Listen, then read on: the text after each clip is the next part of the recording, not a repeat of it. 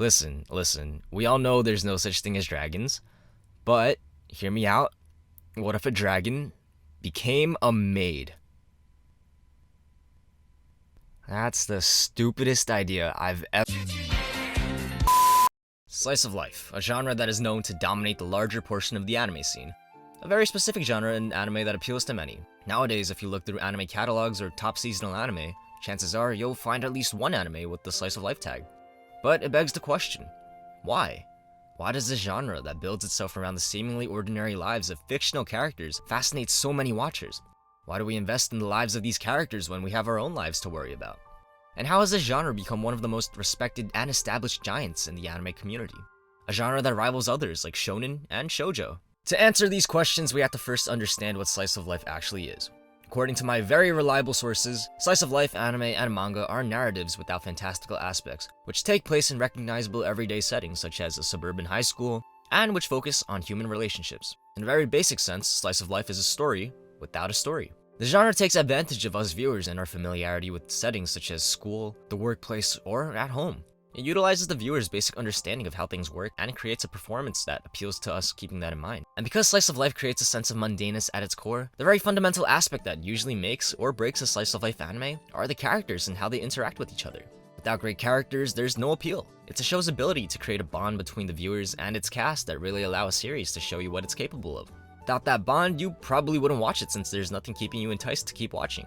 And as with any genre in anime, slice of life has evolved throughout the years, appealing to more and more people by the millions. As recent as the last decade, slice of life has begun rising in its popularity through countless lovable characters, confounding stories, and beautiful animation.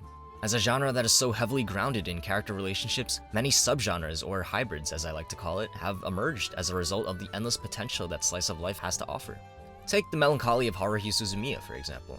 A slice of life anime at its core, but an anime that is built on solving puzzles and unusual phenomena. Or Kimi ni Todoke, a slice of life anime that prides itself on its romantic and comedial implications. Basically, what I'm trying to get at here is that with slice of life anime, there are endless combinations of genres that give shows different moods and atmospheres that make them unique from others. You'll never truly find two of the same anime in the genre, whether it may be because of differences in character dynamics or subtle undertones. Slice of life has more to offer than what meets the eye. Just look around, you might find something that surprises you. With more and more slice of life works endlessly being adapted into anime and seemingly being produced on a repeat, you might think there's only so much you can do with slice of life. I mean, at some point they're gonna run out of ideas, right? Well, no, not really. Remember how my very reliable source defined what slice of life is.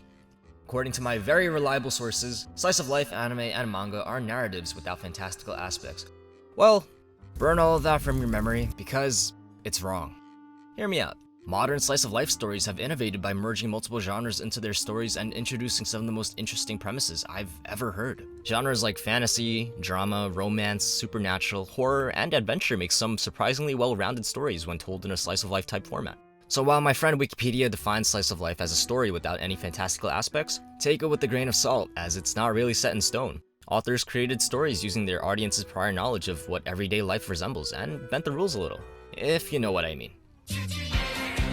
All jokes aside, slice of life really only works because of how the stories implement their settings. Without a realistic setting, a show kind of falls short.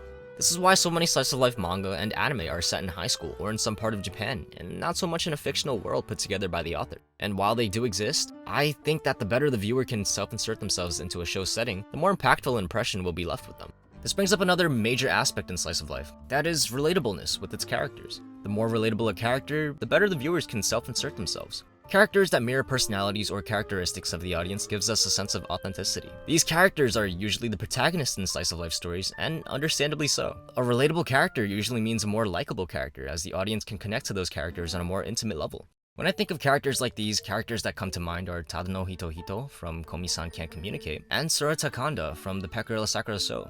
These characters are built up to be ordinary and average. Their lackluster personalities may seem boring and forgettable at first glance, but when they're juxtaposed against dozens of characters with outgoing, unusual, and anime tropey personalities, their normal and boring traits make them unique. This kind of ironic character design is what makes most protagonists in slice of life stories the closest thing to real people. It's also the reason why my favorite anime waifu is Megumi Kato.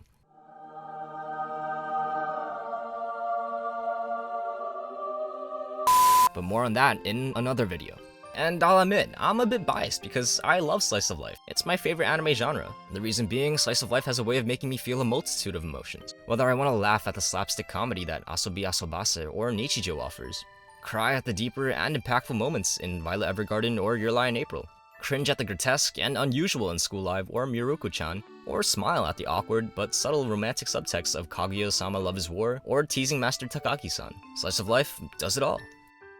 Alright, that's it from me. Let me know what you think about Slice of Life in the comments down below. Subscribe for more videos like these. This has been Boba Soba, and I'll see you in the next one.